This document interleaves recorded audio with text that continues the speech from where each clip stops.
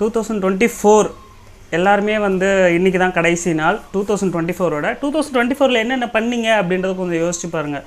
Because இந்த வீடியோவில் நான் எப்பயுமே சொல்கிறது தான், அதாவது நாம் எப்பவுமே நல்லா இருக்கணும், நம்ம கூட இருக்கவங்க எல்லோரும் நல்லா இருக்கணும். ஸோ எல்லாருக்குமே நல்லது நினைப்போம், நமக்கும் நல்லதே நடக்கும்.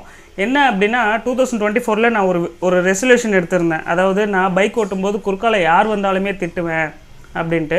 அதை இப்போ ரொம்ப கம்மி பண்ணிட்டேன். அதாவது கம்மி பண்ணுறேன்னு சொல்லியிருந்தேன் இல்லையா, ரொம்ப கம்மி பண்ணிட்டேன். இப்போலாம் யார் குறுக்கால வந்து விழுந்தாலுமே சரி, நாம் இடிக்காமல் இருக்கோமா, சரி ஓகே எழுந்து போங்க அப்படின்ற மாதிரி போயிடுறேன். ஸோ ரெசல்யூஷன் ஒன்று ஏதாவது எடுத்து அதை கடைப்பிடிச்சிங்கன்னா அது நிஜமாலுமே நம்மளுக்கு நல்லாயிருக்கும். இப்போ நான் கூட பார்த்திங்கன்னா பைக் வந்து ஓவர் ஸ்பீடு அதெல்லாம் எதுவுமே இல்லை, ஒரு மீடியமான ஸ்பீட் 40 அந்த மாதிரி. அதுவே அதிகம்தான் சென்னை சிட்டிக்குள்ளே, அதுவும் இந்த டிராஃபிக்கில் ஓட்டுறது ரொம்ப கஷ்டம். ஸோ இந்த 2024 நீங்கள் என்ன ரெசல்யூஷன் எடுத்தீங்க, அதை வந்து ஃபாலோ பண்ணிங்களா இல்லையா அப்படின்றத கமெண்ட்டில் சொல்லுங்கள். நான் அடுத்ததை கண்டிப்பாக ஃபாலோ பண்ணேங்க. அதாவது ஸ்ட்ரிக்டாக ஃபாலோ பண்ணல, ஓரளவுக்கு ஃபாலோ பண்ணியிருக்கேன். அதாவது ஒரு 80% ஃபாலோ பண்ணியிருப்பேன்னு வச்சுக்கோங்களேன். ஃபாலோ பண்ணி ஓரளவுக்கு நல்லா தான் போயிட்டுருக்கு. 2025 என்ன ரெசல்யூஷன் அப்படின்னா அது திரும்பவும் அதே ரெசல்யூஷன் ஏதாவது ஒன்று ஃபோக்கஸ் பண்ணுங்க. ஏன்னா நான் இந்த 2024 என்ன ஒன்று இது பண்ணேன்னா சீரியஸாகவே சொல்கிறேன், முன்னாடி வீடியோஸில் கூட உங்களுக்கு சொல்லியிருக்கேன், ஏதாவது ஒரு முக்கியமான ஒரு விஷயத்தை கற்றுக்கோங்க. அதாவது ஒரு ஜென்ரல் நாலேஜ் வளர்த்துக்கணுன்னா கூட நான் முன்னாடியே சொன்னது எல்லாமே டிவிலேயே கிடச்சிரும், ஆன்லைன்லேயே கிடச்சிரும் அப்படின்னு பார்த்தீங்கன்னா செட்டே ஆகாது. ஏன்னா 24/7 நியூஸ் சேனல் பார்த்தாலுமே அதில் சொல்லாத சில விஷயங்கள் நியூஸ் பேப்பரில் வரும். ஸோ அதனால் தயவு செஞ்சு படிப்பீங்க, பேப்பர் படிக்கிறதுலாம் நல்ல இன்ட்ரெஸ்ட் இருக்கவங்க தயவு செஞ்சு வாங்கி படிங்க. இப்போ எனக்கெலாம் ஒரு பேப்பர் கொடுத்துட்டாங்கன்னா ஒரு நாள் ஃபுல்லாக உட்காந்து படிப்பேன். ஸோ அந்த மாதிரி ஏதாவது ஒரு புது பழக்கத்தை வந்து கடைப்பிடிக்க ஆரம்பிங்க. உங்களுக்கு நிறைய விஷயங்கள் வந்து தெரிய வரும், சும்மா கிடையாது. நான் எனக்கு ஒரு சார் வந்து அட்வைஸ் பண்ணார். ஸோ அவர் வந்து அட்வைஸ் பண்ண மாதிரி சும்மா ஒரு வாரம் வாங்கி பார்த்தேன். நான் எனக்காகன்னு வாங்க சொன்னேன் வீட்டில். பட் இப்போது நான் ஒரு நாள் படிக்கலை அப்படின்னா கூட எங்கள் ஃபாதர் வந்து எங்கள் அப்பா வந்து வாங்கிட்டு வந்து டெய்லி நியூஸ் பேப்பர் படிக்கிறாரு. ஸோ நான் ஒரு நாள் நிஜமாலுமே எடுத்து பார்த்தப்போ என்னென்னா நியூஸில் சொல்லாத சில விஷயங்கள்லாம் வந்து அந்த நியூஸ் பேப்பரில் இருக்குது. ஸோ அது எவ்வளோ ஒரு இம்பார்ட்டண்ட்டில். ஸோ அதனால் அந்த மாதிரி ஏதாவது ஒரு புது பழக்கத்தை நல்ல பழக்கத்தை கற்றுக்கோங்க.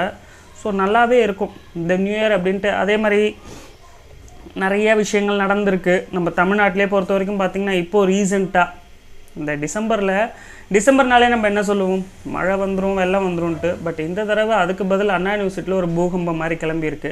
அந்த கேஸும் போயிட்டுருக்கு. நிறைய விஷயங்கள் நடந்ததுங்க 2024 நம்ம நிறைய விஷயங்கள் இழந்திருக்கோம், நிறைய விஷயங்கள் கிடச்சிருக்கு அப்படின்ட்டு. நம்ம லைஃப்பில் என்னென்ன அப்படின்றத பாருங்கள். ஸோ எப்போவுமே இதே தான், நிறைய வந்து முடிஞ்ச அளவுக்கு நல்லது செய்யுங்க. யாராக இருந்தாலும் இந்த நிறைய பேர் சிடுமுஞ்சாக இருப்பாங்கள்ல, நான்லாம் சம்டைம்ஸ் ஆஃபீஸில் பார்த்திங்கன்னா எப்போ பார்த்தாலும் ஒர்க்கை முடித்தோமா கிளம்புனோமா சிடுன்றப்ப எல்லார்ட்டையும் அந்த மாதிரிலாம் இப்போ இருக்கிறது இல்லை நான். ஸோ அதை மாதிரி நீங்களும் அந்த மாதிரி சிடுமுஞ்சாக இருக்கேன், முகம் காட்டுவோம், முகம் சுழிக்கிற மாதிரிலாம் இருந்ததுன்னா ஸ்மைலியாகவே இருங்க. அன்றைக்கி ஃபுல்லாகவே உங்களுக்கு ஹாப்பியாக இருக்கும். அதே மாதிரி டெக்கு வரைக்கும் பார்த்தோன்னா 5G மொபைல்லாம் லான்ச் பண்ணும்போது அவ்வளோ ரேட் அதிகமாக இருந்தது. இப்போது 7,500 8,000க்கெலாம் வந்து உங்களுக்கு 5G மொபைல் கிடைக்க ஆரம்பிச்சிருச்சு. ஸோ இது ஒரு சூப்பரான விஷயம். 5G எதுக்குன்னு பார்த்தீங்கன்னா 5G இன்டர்நெட்காக தான், இன்டர்நெட் ஸ்பீட்காக மட்டும்தான் 5G. மற்றபடி 4G தாங்க. இன்னும் ஒரு 10 வருஷம் 20 வருஷம் ஆனாலும் 4G தான் இருக்கும். அது எப்படி நீங்கள் சொல்கிறீங்க அப்படின்னு கேட்டிங்கன்னா 2G இன்னும் யூஸ் ஆகிட்டு இருக்குது. எதுலன்னு கேட்டிங்கன்னா BSNL. ஸோ 4G வந்து கம்ப்ளீட்டாக 4G மட்டும் யூஸ் பண்ணுறதுன்னு பார்த்தீங்கன்னா நம்ம ஜியோ நெட்வொர்க்கில் தான் யூஸ் பண்ணிகிட்ருக்கோம். அதே மாதிரி முக்கியமான இன்னொரு விஷயம் என்னென்னா, டெக்கை பொறுத்த வரைக்கும் ரீசார்ஜுக்கு எல்லாருமே ஜியோவை பொறுத்த வரைக்கும் 100 SMS ஃப்ரீ, ஒரு நாளைக்கு 2 GB, நீங்கள் அன்லிமிட்டெட் கால்ஸ் அப்படி இப்படின்னு இருக்கு இல்லையா. பட் இப்போது ட்ராய் என்ன சொல்லியிருக்காங்க அப்படின்னா எல்லாத்துக்குமே தனித்தனியாக கொடுக்கணும். அதாவது ஃபார் எக்ஸாம்பிளுக்கு நீங்கள் எடுத்துக்கணுன்னா BSNL அதாவது வாய்ஸ் காலுக்கு தனியாக கொடுப்பாங்க, மெசேஜுக்கு தனியாக கொடுப்பாங்க, இன்டர்நெட்டுக்கு தனியாக கொடுப்பாங்க. அதை மாதிரி எல்லாருமே இனிமேல் தனித்தனியாக தான் கொடுக்கணும், எல்லாத்துக்கும் மொத்தமாக கொடுக்கக்கூடாது. ஏன் அப்படின்னா இந்த மாதிரி தனித்தனியாக கொடுத்தா வேணுன்றவங்க அதுக்கேற்ற மாதிரி, அதாவது சில பேர் கால்ஸ் மட்டும் பேசுவாங்க, மெசேஜ் பண்ண மாட்டாங்க, இன்டர்நெட் யூஸ் பண்ண மாட்டாங்க, ப்ரௌஸ் பண்ண மாட்டாங்க. ஸோ அவங்களுக்கு அது ரெண்டுமே தேவையில்லை. ஸோ கால்ஸ்க்கு மட்டும் அப்படின்னா அதுக்கு தனி ரேட் வந்துடும். இன்டர்நெட் மட்டும் தான் யூஸ் பண்ணுறாங்க அப்படின்னா அதுக்கு தனி ரேட், மெசேஜுக்கு தனி ரேட். ஸோ இதுக்கெல்லாம் வந்து காஸ்ட் கட்டிங் கஸ்டமர்ஸ்க்கு கொஞ்சம் யூஸ்ஃபுல்லாக இருக்கும் இல்லையா. ஸோ அதனால் ட்ராய் வந்து இந்த விஷயத்த சொல்லியிருக்காங்க. அதுக்கப்புறம் வேறு என்னது உங்களுக்கு 5G மொபைல், இந்த ட்ராய், அதுக்கப்புறம் பிஎஸ்என்எல்ல நிறைய விஷயத்தை லான்ச் பண்ணிட்டாங்க. அதாவது D2D, அதாவது மொபைலில் ஜஸ்ட்டு நெட்வொர்க் இருந்தால் போதும், நெட் இல்லைனா கூட வந்து டைரெக்டாக வந்து நீங்கள் எந்த வீடியோஸ் வேணாலும் பார்த்துக்கலாம், லைவ் சேனல்ஸ் அந்த மாதிரி அப்படின்ட்டு தனியாக அவங்க ஒரு அப்ளிகேஷனே லான்ச் பண்ணியிருக்காங்க. அந்த அப்ளிகேஷன் கூட பார்த்திங்கன்னா நம்ம ப்ளே ஸ்டோரில் இருக்குது. இந்த மாதிரி நிறைய விஷயங்கள் நடந்திருக்கு, நிறைய மாற்றங்கள் நடந்திருக்கு நம்மளுக்கு 2024. ஸோ நெக்ஸ்ட்டு வர அடுத்த ஆண்டு 2025 எல்லாருக்குமே நல்லபடியாக அமையணும். அதே மாதிரி முக்கியமாக பெண்கள் பாதுகாப்பு அப்படின்றது ரொம்ப ரொம்ப முக்கியம். ஸோ அதில் வந்து நம்ம நிறைய கவனம் செலுத்தணும். நம்ம வீட்டு பெண்களாக இருந்தாலும் சரி, வெளியில் போகும்போது யாராவது இருந்தாங்கன்னா மகளிர், அவங்களுக்கெலாம் வந்து நல்ல ஒரு எப்பயுமே வந்து ஆஃபீஸாக இருந்தாலும், ஆர்கனைசேஷனாக இருந்தாலும், பப்ளிக் பிளேஸாக இருந்தாலும் ஒரு விமன் சேஃபாக இருந்தாங்கன்னா அதுதான் நாட்டுக்கு நல்லது. இல்லைனா வந்து அது வேலைக்காகாது.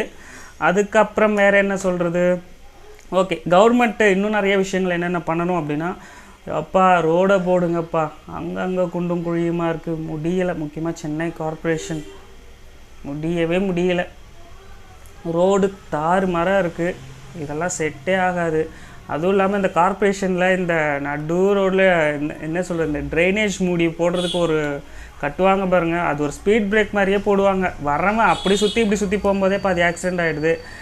அதுக்கப்புறம் இந்த டிஎம்கே வந்ததுக்கப்புறம் இந்த 48 hours ஃபஸ்ட்டு ஆக்சிடெண்ட் ஆனவங்களுக்கு முதலுதவி அப்படி இப்படின்லாம் சொல்லியிருக்காங்க இல்லையா. ஸோ அந்த மாதிரி விஷயங்கள் எல்லாமே நல்ல விஷயங்கள். நீ வரப்போகிற நாட்களை பார்ப்போம். இந்த வீடியோவில் சொன்ன விஷயங்கள் பிடிச்சிருக்குன்னு நினைக்கிறேன். பிடிச்சிருந்து லைக் பண்ணி சப்போர்ட் பண்ணுங்கள். அடுத்த வருஷம் பார்க்கலாம். நன்றி.